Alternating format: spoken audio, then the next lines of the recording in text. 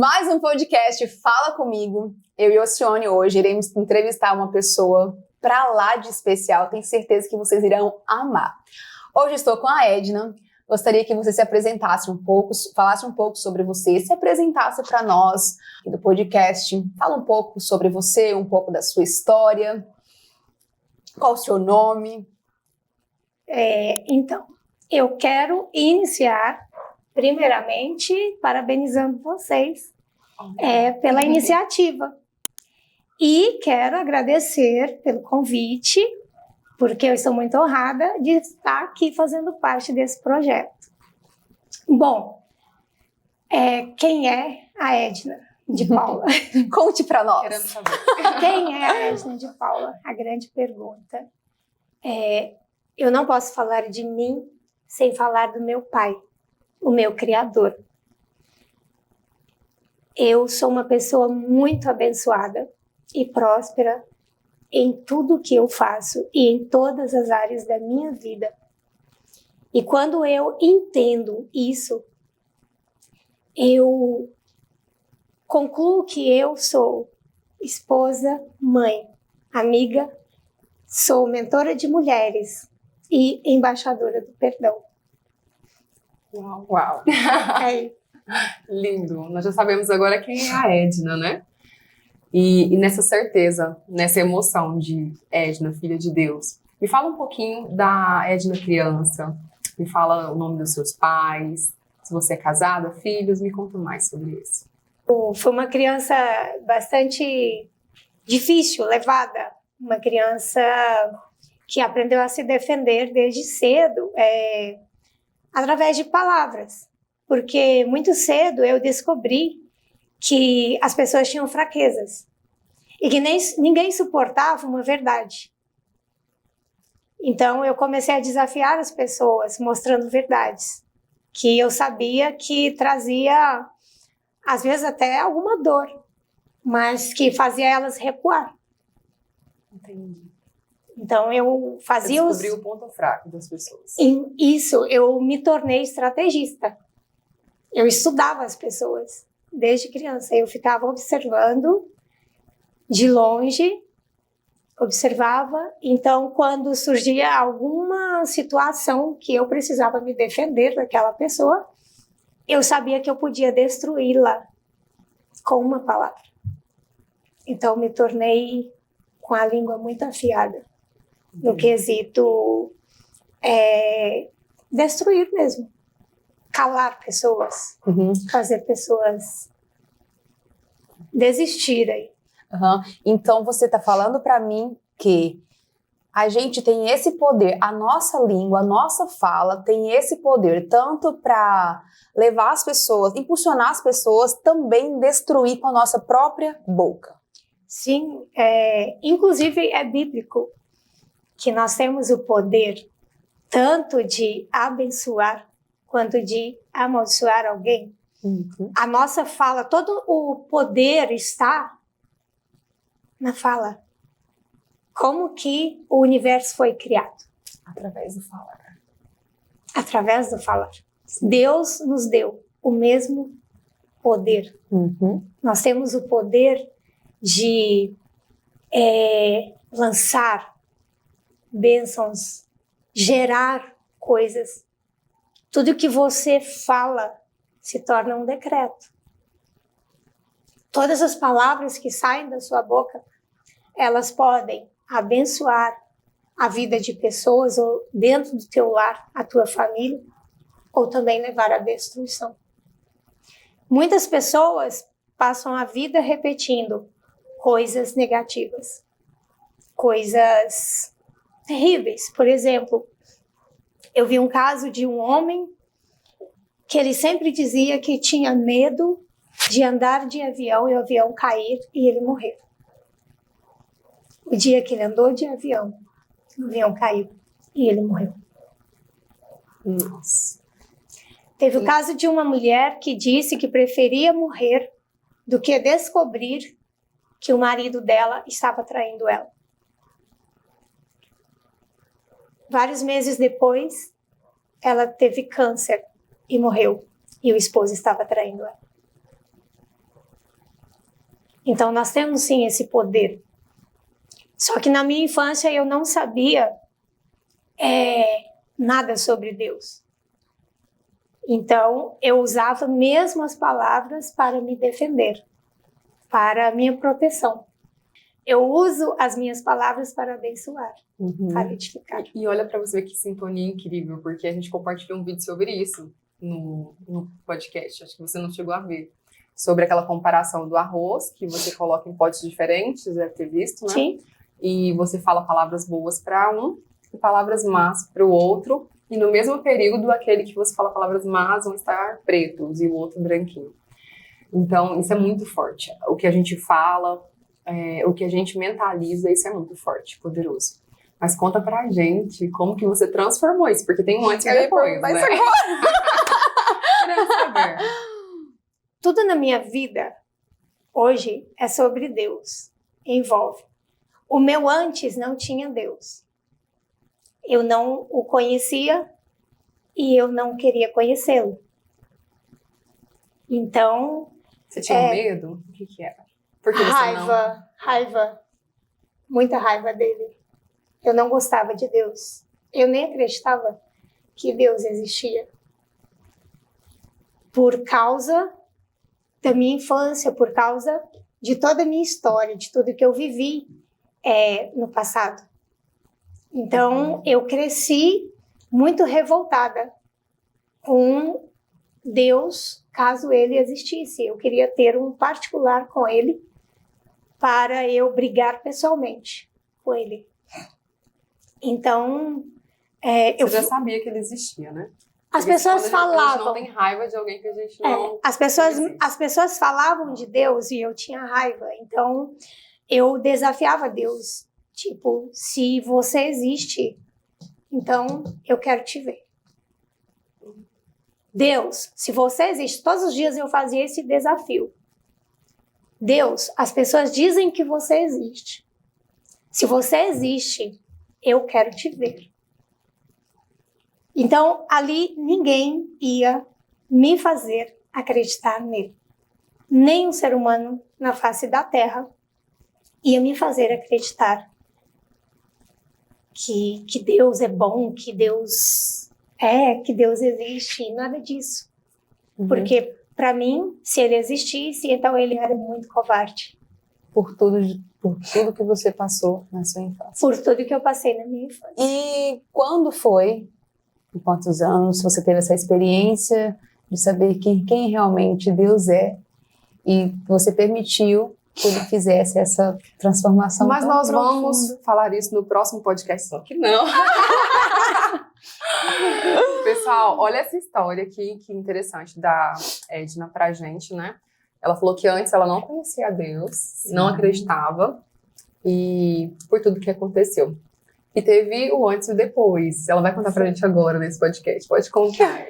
Então, eu venho de uma história muito forte, de muitas dores, muitas tristezas e feridas. Então, eu culpava. Porque as pessoas falavam, ai, Deus isso, Deus aquilo. Então, eu pensava, ele é o culpado, então. Então, ele é o culpado da minha história.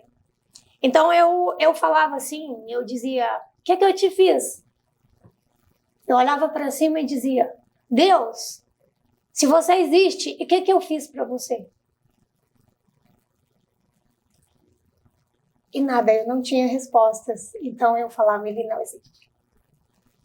Ele não existe. Porque eu queria ter um particular com ele para eu saber a verdade. O porquê que eu tinha passado por tudo que eu passei na infância se eu era somente uma criança. Uma criança de 1 ano. Às vezes, é as perguntas que muitas pessoas têm até hoje. Realmente. Né? Deus, por que o Senhor permitiu? Por quê? Que eu passasse por isso, por aquilo, como você está falando. Exatamente. Então, a minha revolta com ele era porque quando eu tinha 1 ano de idade, aí a minha mãe partiu. E nós éramos 7. 7 filhos. E com gêmeos, ela estava grávida de gêmeos. E ela partiu no parto. E ali nós morávamos no Pará.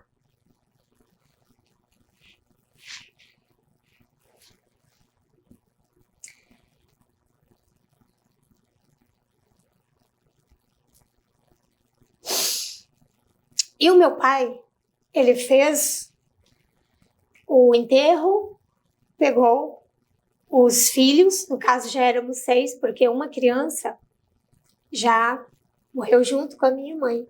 Ela teve ecâmpse. Ele pegou os filhos todos e foi para o Maranhão, onde morava minha avó materna.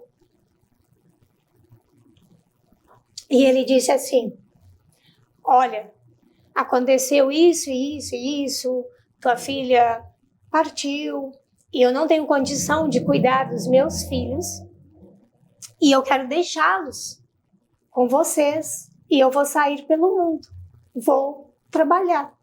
E quando eu puder, eu volto para buscá-los. O meu avô era muito afortunado, muito bem-sucedido. Era um povo muito rico. E ele foi embora. E no período de 4 anos, naquele tempo havia muita doença que não tinha cura. Sim. Vinha um sarampo, matava muitas crianças. E sempre tinha essas epidemias. E os meus irmãos, Meu Deus, meu Deus. Nisso você já tinha quantos anos? Quando você foi ver isso tudo? 4 anos. 4 anos. E você lembra de detalhes assim? Poucas coisas eu me lembro. Mas o que acontece? A minha irmã mais velha, ela ficou comigo. E quando eu fiz 5 anos de idade, o meu avô perdeu tudo. Ficamos na miséria. Completamente na miséria. A nossa casa, a gente teve que sair, porque o meu avô tinha ainda uma dívida no banco e o banco exigiu a casa. Viemos para Goiás, sem nada. A minha avó teve 15 filhos e adotou os netos. Quando o meu pai nos levou para os meus avós, a minha avó contava para mim que ele disse: eu voltarei para buscar todos os meus filhos, mas essa aqui eu não quero ver mais. Porque ele via a minha mãe em mim. E ele não suportava. Aí ele disse: mandem para adoção. Doem ela para quem quiser. Meu Deus. O meu avô disse assim: não, eu vou adotar ela. Então, meu avô me adotou.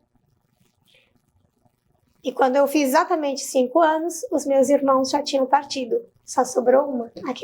Ele falou que voltaria para buscar todos, menos a mim. A minha avó conta que quando eu estava com 4 ou 5 anos, eu também peguei o sarampo. E eles me deram por morta. Porém, aqui estou. Milagre. Então, de todos os seus irmãos, foi só você que resistiu, então. Eu tenho uma irmã mais velha. Aí ficou a irmã mais velha e você. Sim. E você era gêmeas? não, eu tinha 1 ano. Quando a sua mãe faleceu? Sim. Então você parecia com a sua mãe? Então, até então, a família do meu avô eram doidos que nós viéssemos para Bom Jesus. Mas ele era muito rico, muito bem sucedido. E ele nunca quis vir. E quando ele se viu sem nada, ele disse, eu vou para Goiás, lá eu sou muito querida, minha família me quer. E nós viemos. Só que chegamos aqui pobres. Quem vai querer uma família tão grande e pobre? Entende? Então as pessoas que até então queriam muito, tratavam muito bem, agora já rejeitavam. Mas nós fomos acolhidos por uma irmã do meu avô, uma tia, e tivemos um lar. É claro que ela não estava feliz, e ela demonstrava diariamente.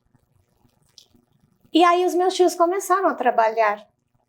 Os meus tios que até então trabalhavam no que era deles, tinham tudo que... né, uma vida mais sossegada, foram trabalhar no corte de cana. Uma história de reconstrução. Sim, foram trabalhar. Era boia fria, que as pessoas diziam naquela época. Até que conseguimos, os meus tios, o meu avô, ter uma condição de alugar uma casa para que nós pudéssemos morar. Eu me lembro que era uma casa tão pequena e era tanta gente, sabe? Tanta gente. Me lembro que na sala tinha beliche, atrás do sofá tinha mais cama, porque só tinha 2 quartos na casa. Então a sala virou quarto, enfim. Mas ali, nesse recomeço, nós éramos felizes. Uhum. Nós éramos felizes. E aí começou, né? Uma vida de reinício de uma vida. Eu sempre digo que você se acostumar com coisas boas é muito fácil. Exatamente. Você acostumar com riquezas, com dinheiro, é muito fácil. Mas eu quero ver quando você tem tudo e você fica sem nada. E aí você tem que recomeçar. Então a minha história é uma história de recomeços. Eu era só uma criança, mas quem estava ali cuidando de mim teve que recomeçar.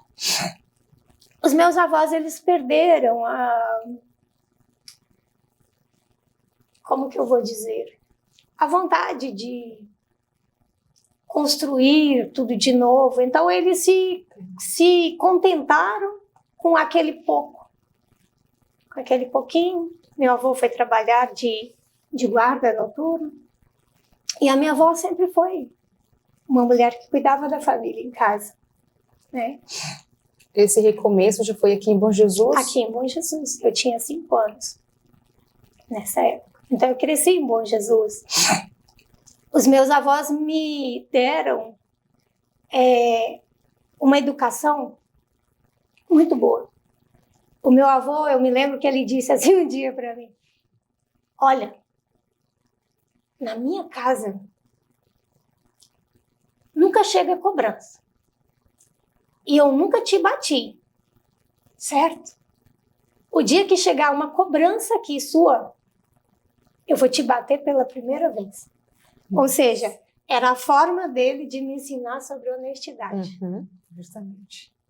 Filha, seja honesta. Mas a forma dele expressar, dele se expressar era essa. Então, eu entendi ali o recado dele. Então, eu cresci com valores e princípios. Então, a honestidade é um valor muito forte em mim. Sim. Muito forte. E eu sou muito grata pela educação que eu recebi. Eu recebi amor? Não. Porque eu sempre digo assim, a gente não dá aquilo que não tem. Justamente. A minha avó não teve. Isso nunca foi problema para mim. Eu tinha uma cama para dormir. Eu tinha um teto para morar. Era a forma dela de demonstrar amor, na verdade. Era a linguagem de amor dela. Cada um tem uma linguagem de amor. Uhum. E como você vê, olhando hoje você é uma mulher muito bem sucedida, mentora de mulheres, coach, como você olha para essa situação, por tudo que você passou para você hoje? Como que você olha essa situação? Então, Ednélia, eu aprendi que na vida a gente nunca perde. Ou você ganha, Ou você aprende. ou você aprende. Justamente. Eu só ganhei e aprendi. Uau. Eu não troco a minha história. Eu não mudaria nada com a mentalidade que eu tenho hoje. Foi necessário. Foi necessário. E mas quando que eu descobri tudo isso? Então, eu estava falando para vocês, eu era revoltada com Deus. Uhum. E eu passava horas do dia brigando com ele. Brigando, e ele não me dava nenhum sinal. Então, eu tive uma brilhante ideia. Assim, como seria?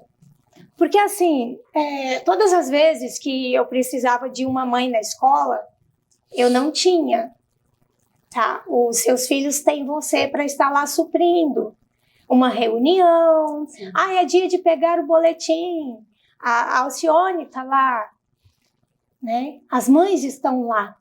A minha avó não estava. Isso para ela não fazia sentido. Então, ela não ia. Eu nem sabia como seria meu boletim se eu não usasse de estratégia. Então, eu sempre precisei ser estrategista.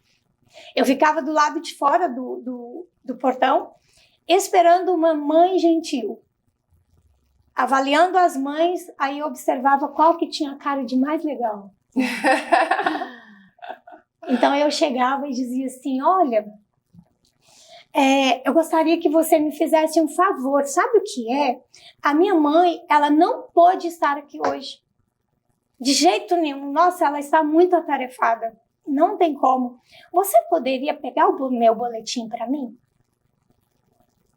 Aí, fazia assim uma carinha de gato de botas. Uhum. E elas iam e pegavam o boletim para mim. Aí eu sabia das minhas notas. Então, era eu mesma que olhava e sabia que eu precisava melhorar em algumas matérias.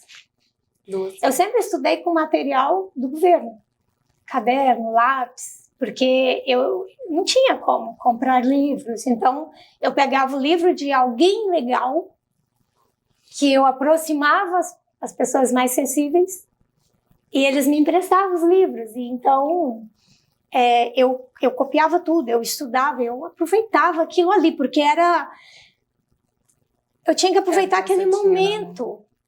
Eu não tinha um livro, e eu pensava, nossa, se eu tivesse um livro em casa, seria extraordinário. E eu não tinha, eu pegava emprestado, fazia o que eu precisava e já devolvia. Então, eu me lembro que uma vez, uma professora, ela ficou muito assim, tocada comigo, sabe? Isso mexeu comigo e eu vou levar para a vida. Talvez ela nem se lembre, mas eu jamais vou esquecer. Eu fui mandada para a secretaria por não ter o livro. Nossa. Aí eu cheguei lá e ela estava. E ela, Edna, o que você veio fazer aqui? Aí eu falei, nada. Mas por que você está aqui? Não, o pessoal lá da sala me mandou para cá. Porque eu não tenho o livro. Aí ela, você não tem? Eu falei, não tenho. Ela, então tá bom, então fica aqui comigo. E ali passou o horário, e ela contando histórias e me distraindo lá. Quando foi na próxima semana, ela chegou com material para mim. Mas tinha tanta coisa, mas tanta coisa. Você era mais ou menos que idade? Eu já devia ter aí uns 8 anos, 9. Que especial, hein? Então, e aí ela chegou com tanta coisa para mim, assim, de tudo que eu sonhava, sabe? E me deu.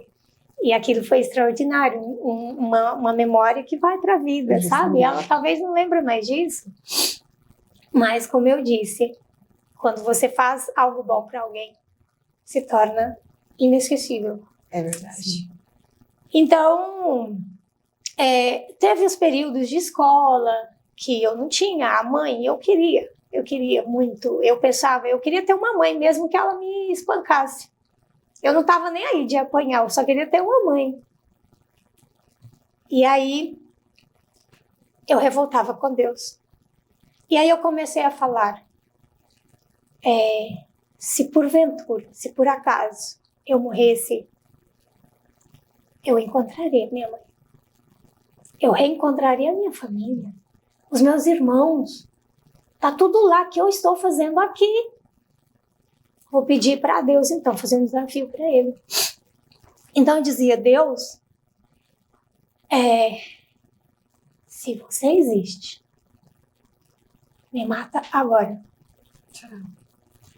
Aí eu fechava o olho. Agora eu vou encontrar minha família. Não existe. Não existe. Foram anos e anos. E eu, com esse sonho, que se ele... Mas eu queria que ele fizesse. Entende? Então me mata. Entendi. Se ele fizesse, estava tudo certo. Claro. Então ali, a minha vida ela não tinha sentido nenhum. Eu não tinha prazer na vida. Eu não tinha vontade de nada. Eu tomei raiva de pessoas. Eu não gostava de gente. Porque, para mim, pessoas mentem. E pessoas te apunhalam quando você menos espera. Então, eu já preferia não ter contato. Colocar uma barreira ali. Eu já não queria, para não passar por isso. Então, eu não gostava. E eu me isolei. Eu me isolei completamente. Eu não queria amigos. Eu não queria mais nada. Eu só queria ir estar com a minha família. Para eu ter a oportunidade, né, de conhecê-los.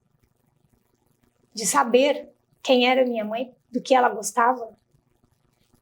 E não tive, então eu cobrava dele. E brigava muito com ele. Brigava, mas brigava mesmo. Então, quando o tempo passou, eu me casei. E quando eu me casei, eu não queria filhos. De forma alguma. Tinha perdido tantos irmãos. Pra quê, né? E o meu esposo, eu sempre digo para as pessoas, meu esposo ele é um príncipe. Ele é um anjo. E ele dizia assim, meu bem, se você não quer ter filhos, tá tudo certo, não precisa ter. Eu não vou te cobrar nada disso, porque afinal é a mulher que passa pelas dores, é a mulher que passa pela transformação no corpo. Então, se você não está preparada, não vejo necessidade nenhuma, está tudo bem. Só que o tempo passou. Quando eu fiz 7 anos de casada, eu queria uma criança. Eu queria muito uma criança, mas eu queria assim. Sabe? No passe de mágica. Tipo, eu decidi hoje, amanhã eu já quero estar grávida. Por favor, da mesma jeito da morte, né? Mate agora. Mate agora. Eu quero ser maior. É muita intensidade. E aí ele... eu não engravidava. Chamei meu esposo, vamos na médica, vou descobrir o que está acontecendo. Fiz tudo quanto é exame. Nada. Botei ele para fazer também. Nada. Aí a médica falou, Edna, descansa. Quando você menos esperar, você vai estar grávida. E eu ainda revoltada com Deus. Eu ia te perguntar isso agora. E eu ainda revoltada com Deus. Eu era aquela pessoa assim... sabe quando a pessoa se alimenta de mágoa, de dor, de revoltas e de tristezas e vai se alimentando daquilo, era eu. Então era bem mal educadinha com algumas pessoas, tipo, dava mal resposta nas pessoas, porque a intenção era mantê-las longe. E eu não entendia. E mesmo eu sendo assim, o meu esposo era um príncipe comigo. E eu ficava intrigada com aquilo. Mas enfim. Então, um dia eu estava em casa, quando de repente eu ouvi uma voz. Mas uma voz audível. Audível. E eu estava no quarto e fui para a sala, que eu vi, né, na direção da sala, e eu fui para a sala. E quando eu cheguei na sala, não tinha ninguém, mas a voz audível estava lá. E no meio da minha sala desceu um feixe de luz. Um feixe, assim, redondo, assim. E aquela voz vinha de lá, dessa luz. E eu me lembro que eu falei assim, quem é você que está falando comigo? E ele disse assim, você me chama tanto, briga tanto comigo? Sou eu. Você disse que se só ia acreditar que eu existo se eu viesse. Aí eu falei assim, muito bem, vamos conversar. Ousada ela, ousada. Muito bem, olha só, tudo que eu te falei está falado. Eu não volto atrás em nada, e eu não vou te pedir perdão de nada. Por que você levou minha família? Por que você fez isso comigo? O que eu te fiz?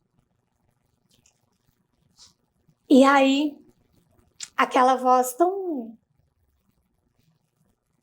Sabe, eu não tenho definição para aquela voz, mas é uma voz que ela penetra em você e você vai dilacerando assim, mas pro lado bom, sabe?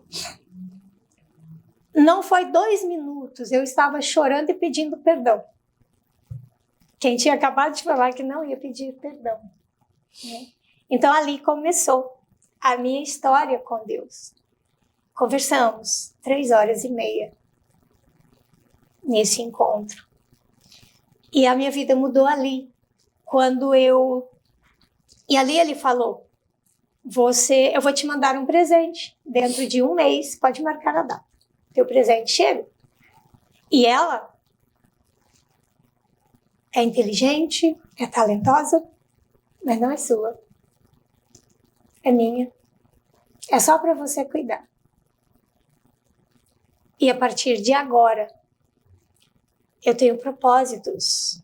Você está sabendo do meu propósito na sua vida. É por isso que você não partiu de sarampo. É por isso que você não partiu em tal época, nem quando você pediu, e por isso e por isso. E ele esclareceu tudo. Tirou as dúvidas. Eu saí dessa conversa curada. Completamente curada. Outro ser. Outra pessoa. Ainda que eu quisesse voltar a ser aquela pessoa, eu não conseguiria. Porque aí eu comecei a ter a intimidade com ele, aí nós começamos a ter um relacionamento. Eu imagino que quando o Senhor, né, ele se relacionava com Adão no Éden, então eu me sinto daquela forma também. De um relacionamento profundo com Deus. Então, a partir daí, então, eu comecei a ouvi-lo e comecei a obedecê-lo. Então, ali eu estava pronta para uma nova história, para uma nova vida. Que é uma vida simples, porque Deus é simples. Justamente. Né? É tudo muito simples. Então, ele vai me direcionando, vai me orientando e eu vou obedecendo a ele. Ele me direcionou para as mentorias. Querendo saber disso, né, Nélia? Estamos contando segundos. Ele me direcionou para as mentorias e na época eu fotografava, eu aprendi a fotografar, acho que o Tiago também aprendeu assim. Eu simplesmente sabia fotografar. É algo que já estava em mim. Eu queria e eu já sabia. Então eu comecei a fotografar e o povo, as pessoas foram gostando e me contratando e fazendo book. Depois de 2 anos ou 3 que eu já estava atuando profissionalmente, que eu comecei a buscar cursos, essas coisas. Então era algo muito nato em mim, muito... É incrível. É incrível. Eu falo que é dom de Deus mesmo, não tem explicação. Não É tem. o que ele quer. Só isso. Verdade. E então eu estava muito bem na fotografia, que é algo que eu amo, mas o Senhor me direcionou para trabalhar com mulheres, mentoria com mulheres, transformar vidas. Que hoje as pessoas precisam muito de ajuda nessa questão de guardar, né, de ter feridas, assim como eu era. Eu entendo que tudo que eu passei foi para chegar até aqui. Justamente. Você foi curada para curar outras mulheres. Isso. Só cura quem é curado. Justamente. Porque quem é ferido, fere. Então eu era ferida. Antes de conhecê-lo, eu era ferida. Hoje eu sou curada. Então ele me direcionou para as mentorias. E cá estamos, trabalhando com mulheres, que faço mentorias com mulheres do Brasil inteiro. E os feedbacks são extraordinários. Casamentos que estavam sendo destruídos e são reconstruídos. Mães que já não sabiam mais como lidar com os filhos. E hoje está tudo maravilhoso, tudo extraordinário.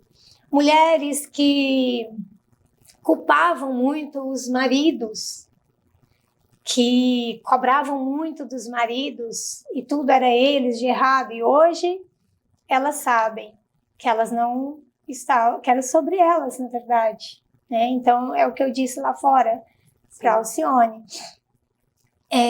Quando você olha para uma pessoa, julga aquela pessoa, critica aquela pessoa, é sobre o que você carrega, não é sobre a pessoa. Verdade. É sobre você.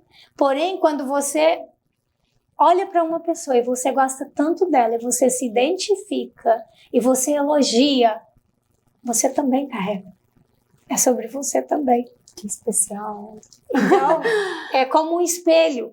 Sim. Você vê no outro o que você carrega. A fé você tem ela. Todos nós temos. E está na palavra de Deus sobre a fé. Aí eu te pergunto assim, você tem coragem de chegar diante de um doente, de um enfermo, e falar assim, eu declaro que você está curado. E acreditar que ele vai levantar curado? Você tem coragem de chegar diante de um cadeirante e falar, levanta e anda? É sobre ousadia. Eu ia falar justamente isso. É sobre ousadia, para exercer a fé. Né? Isso, para colocar ela em ação. Mas a fé, ela já está em você. Uau, que especial. Ela já está. Que especial, Edna. Então, a palavra de Deus diz, eu te dei um espírito de ousadia. Ousadia. Então, nós também já temos a ousadia, mas a questão é, nós vamos usá-la ou nós temos medo e vergonha de quem está por perto nos criticar? Nossa, imagina eu chegar diante de uma pessoa que está doente e falar, eu decreto a cura na sua vida. E aí outra pessoa do lado vai falar o quê? E se não acontecer? E se eu mandar? E se eu falar para o cadeirante, levanta e anda, e ele não andar? É sobre isso. É sobre é o seu acreditar. Uhum. Porque a fé é você acreditar que algo que ainda não aconteceu acontecerá. Justamente. Isso é tão profundo, porque eu falo assim, a maturidade de fé, ela vai além do acreditar. Porque você sabe que tudo pode acontecer ou não, se Deus quer ou não. Uhum. Mas você continuar confiando que Deus vai fazer o melhor. Eu falo assim, quando a gente é criança, a gente acha que não vai morrer, que ninguém vai... Né? Tudo é inocência. Porém, quando a gente entende que tudo é possível, mas só vai acontecer se Deus quiser, é muito, muito interessante isso.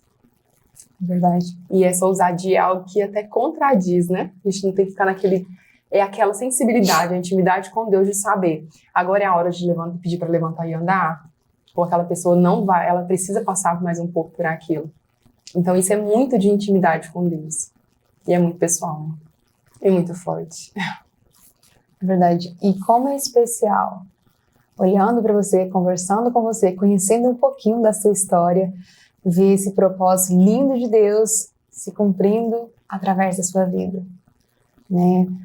Na sua família, nas mentorias com mulheres, alcançando tantas mulheres, fazendo com que elas encontrem o propósito dela, elas restaurem o casamento delas, igual você falou, casamento são restaurados através da sua vida, ou seja, você verdadeiramente cumprindo esse propósito tão precioso que Deus colocou na sua vida. Isso é muito especial, muito, muito especial, né? É verdade.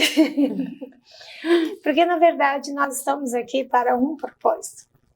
As pessoas, eu sempre observo que tem pessoas que acham que é só nascer, crescer, ter uma vida Só plena e pronto. Não é assim. Não. Uma vez eu falei numa live minha que você é a resposta para a vida de alguém. Você é o remédio que vai curar pessoas. Você foi necessária aonde você está. Às vezes nós questionamos, por que eu estou aqui? Por que eu nasci no meio dessa família? Por que eu tenho esses vizinhos? Por que eu tenho esses amigos? Por que eu convivo com essas pessoas na igreja? Porque você foi colocada ali por Deus para ser a diferença. E você precisa entender que você nasceu para ser a diferença, que você é remédio que cura e cura muitas vidas. Só de quando o momento em que você nasceu, muitas vidas já foram transformadas. Muitas vidas, muitas pessoas às vezes se questionam, falam, ai, minha vida é chata, minha vida não tem sentido. Muitas pessoas chegam a tirar a própria vida, ceifar a própria vida, por não entender o propósito, não entender o quão especial elas são. Quando você fala para mim, que olha para mim e vê quão especial é, eu olho para você e digo, você é a resposta para a vida de muitas pessoas. Você é o remédio. E quão especial você é. Porque veja bem, Deus, ele é tão extraordinário em tudo que ele faz. Eu sempre observo quando as pessoas dizem assim, ai, Edna, eu me acho feio. Aí eu digo, mas veja bem, você é imagem e semelhança. Falei sobre isso. Do nosso Criador. Justamente. Então, se você é imagem e semelhança dele, você é igual a ele. Então, você é lindo. Você é linda. Não existe ser feio. É verdade. Perfeito. Mas me conta assim, Edna. Hoje você é mentora, coach. Como que você se posiciona? Hoje eu sou mentora de mulheres. Então, esse é o posicionamento que o Senhor me designou para ser.